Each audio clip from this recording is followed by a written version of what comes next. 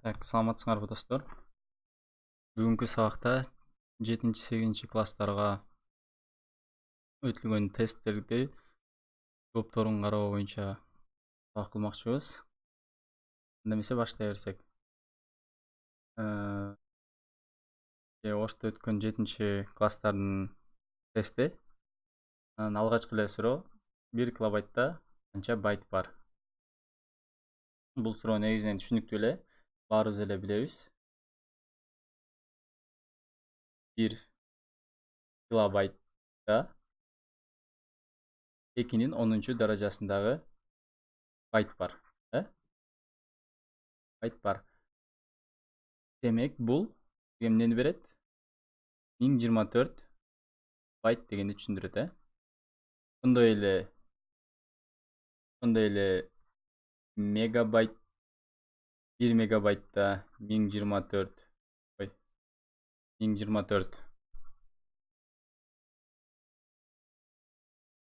килобайт бар.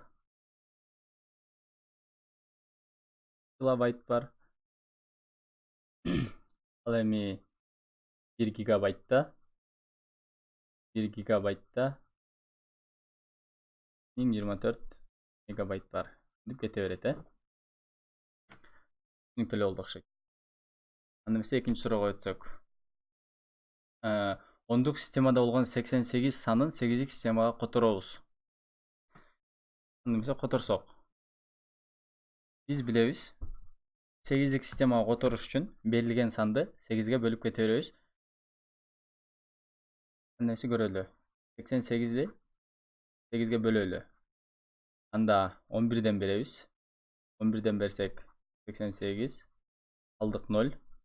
Эгерде 11 бул 8ден чоң сан болгон үчүн, демек биз 11ди дагы 8ге бөлөбүз. Андысы бөлөлү. Бөлсөк 1ден тиет. 8ге бөлсөк 3.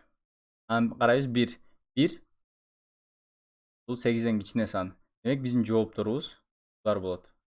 1, 3, 0. Анан жоопту жазганыбызда биз оңдон солду карай жүрөбүз, Оңду солду карай жүрсөк, демек биздин жообубуз 1, 3, 0. Ошондо 88 ондук системада кайра аны 8дикке которсок, анда 138дик системада болуп калат экен, Анда эмесе жообубузду көрөлү. Жообубузду карасак, Д-сында бар экен, жооп. 130 деген жооп, Эми эмки суроо. Компьютердин иш термандыгы эмнеден көз каранды? Компьютердин иш термандыгы биринчи эле карайбыз. Варианттарга карап көрсөк, биринчи экрандын дисплейинин өлчөмүнөн көз каранды. Экрандын дисплейинин өлчөмүнөн көз каранды болушу мүмкүн эмес. Баарыбыз эле билебиз. Андан экинчисин көрүп турсун бир аз. Үчүнчүгө өтсөк. Үчүнчүдө С вариантында токтун чоңалуусунан деле негизи көп көз каранды эмес. Анан клавишалардын бат басылышынан дагы көп көз каранды эмес экенин билебиз. Анан акыркы операциондук системадан. Ошо операциондук система деген негизи эле процессорго келип такалат. Демек биздин баарыбыз эле түшүнүп калдык окшойт. Туура жооп процессордун жыштыгынан.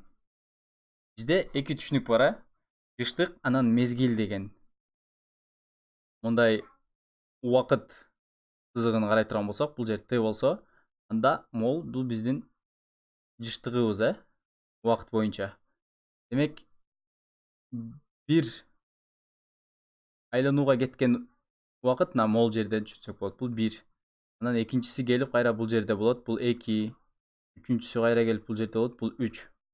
Мына эми жыштык деп эмнени айтабыз?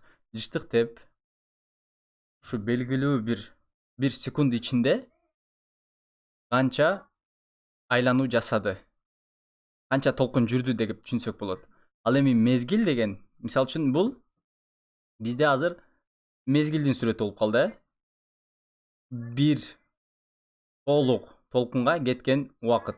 Балким бул жерде 1,5 секунд болушу мүмкүн, же болбосо 1,5 секунд, бул жерде ошондо 3 секунд болот.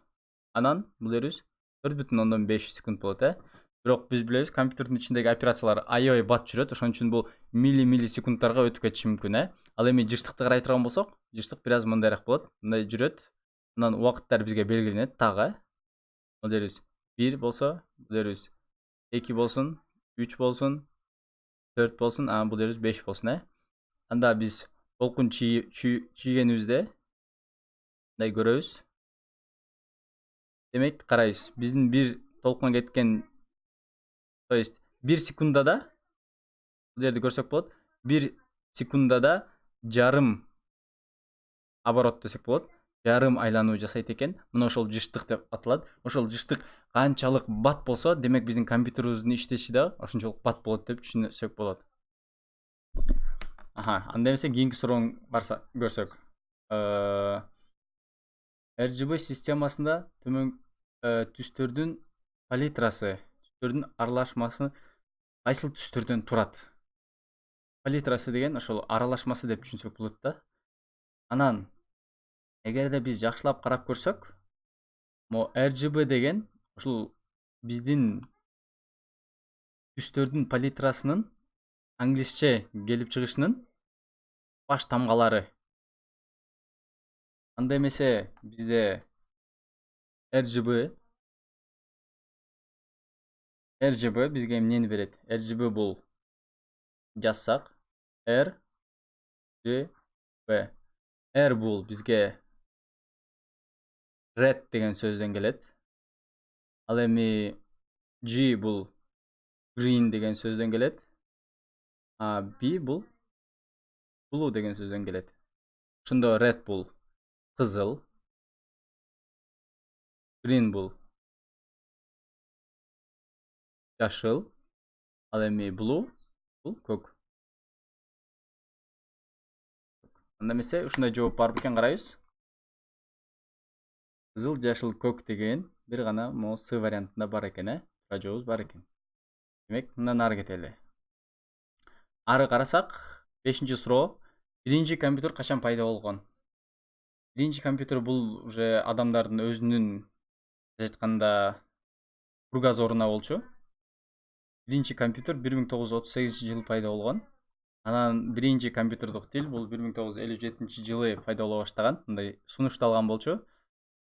Калган жылдар эч кандай тиешеси жок, Андан кийин кетсек. Төмөнкүлөрдүн кайсынысынын көлөмү чоң? Кайсысы чоң? Демек, биз карадык. Биз билебиз, байт бул эң кичинекей.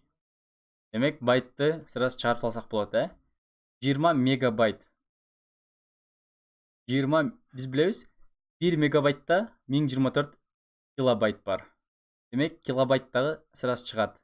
Анда бизде мегабайт, анан гигабайт бар. Биз билебиз, 1 гигабайтта 1024 мегабайт бар. Демек, мегабайтта кетет. Ал эми терабайтты кээ биркилер билбеши мүмкүн, бирок терабайт бул гигабайттан кийинки турган өлчөм. 1 терабайтта 1024 гигабайт бар. Демек, биздин 6-сурообуздун жообу D варианты болот, 1 терабайт. Андан ары кетсек, 1 пикселде канча байт бар? Негизинен бул суроо туура эмес, анткени пиксель байт менен өлчөнбөйт. Ошон үчүн бул сурообуздун жообу аныктоого мүмкүн эмес. Эмки суроо. Эмненин жардамы менен сөздөрдү жана символдорду компьютерге киргизебиз? Биз билебиз. Колубуз менен жерди баса берсек же бир нерсе кылсак, анда кирбейт. Анан чычканды баса берүү менен да биз чычканды колдонуп монтуп ары бери басып мындай бассак деле эч нерсе кирбейт, Ал эми калем менен жерге же болбосо экранга жазсак деле эчтеке болбойт. Ал эми эгерде мына көрсөтөйүн, монтип клавиатураны бассам, клавиатурадан бизге сандар кирет, Сандар же болбосо тамгалар кирет. Анда эмесе буларды өчүрөйлү. Демек, биздин бир гана жообубуз D экен, бул клавиатура. Компьютердин жүрөгү деп эмнени айтабыз?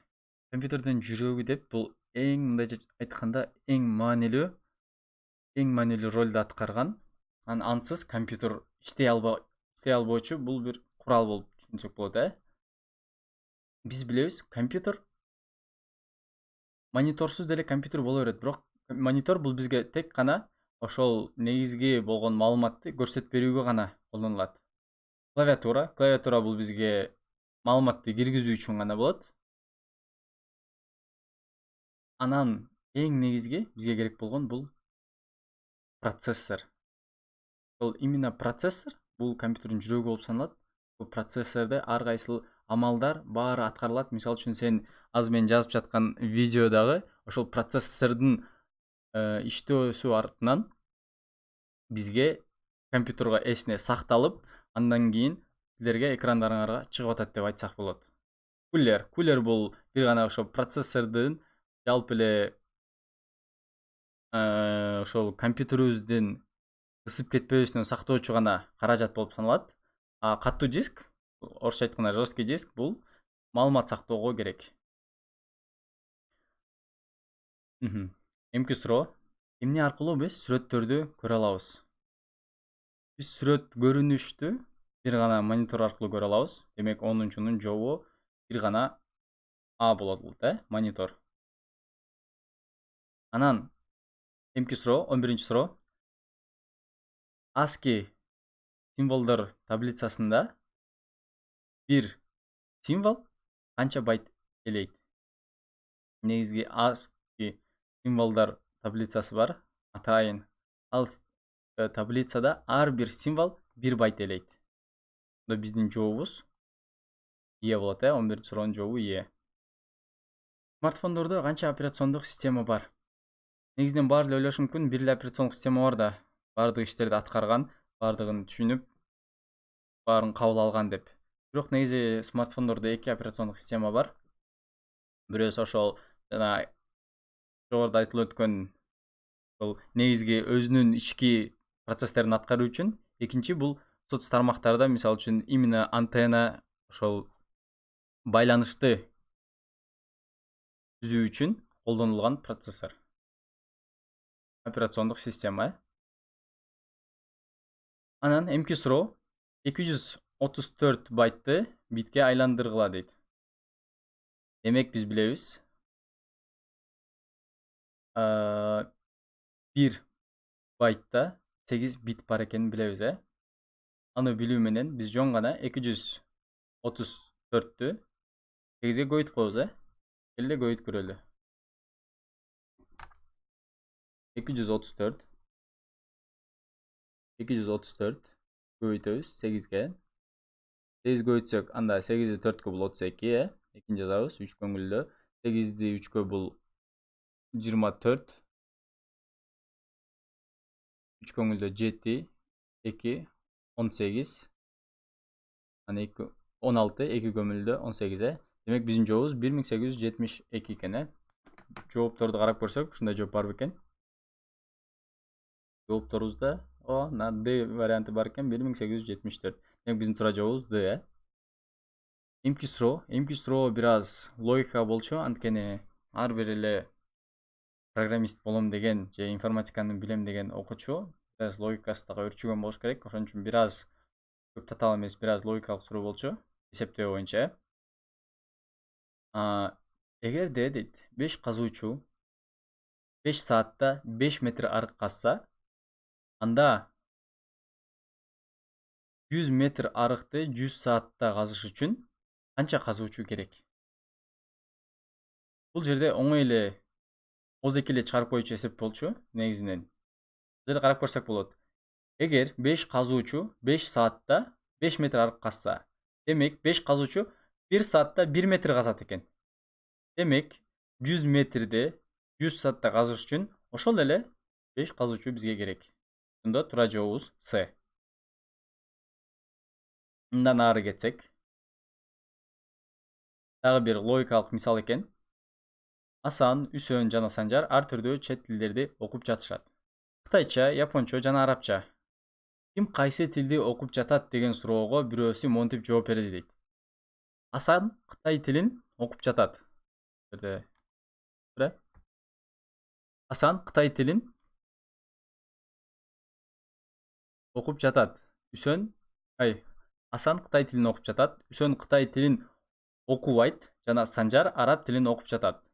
Аягында айтылгандардын бирөөсү гана чын, калган экөөсү жалган болуп чыкты. Ошондо үчөөнүн ар кимиси кайсы тилди жаттап жатат?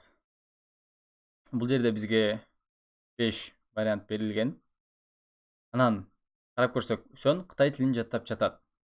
Үсөн Кытай тилин жаттап жатат. Биринчи айтылган сөз эмне дейчи? Эмне болчу? Үсөн Кытай тилин окубай жатат. Демек, буга туура келип атат, Ал эми Санжар Япон тилин жаттап жатат деп атат. А бизде Санжар эмне тилин? Араб тилин. Буга каршы келди. Ал эми Асан араб тилин жаттап жатат. Асан Кытай тилин окуп жатат. Буга каршы келди. Демек, бизде Үсөн Кытай тилин жаттап жатат дегенибиз бул каршы. Санжар Япон тили бул экинчиси окубайт. Буга туура келет. Ал эми Асан араб тилин окуп жатат дегени бул туура келбейт. Демек, бизде Санжар 1 туура, 2 ката болду. Демек, биздин жообубуз А болот экен, Ошо менен биздин 15 суроолук тесттин жообунун жыйынтыктары мындай болуп аяктады. Кийинки сабакта көрүшкөнчө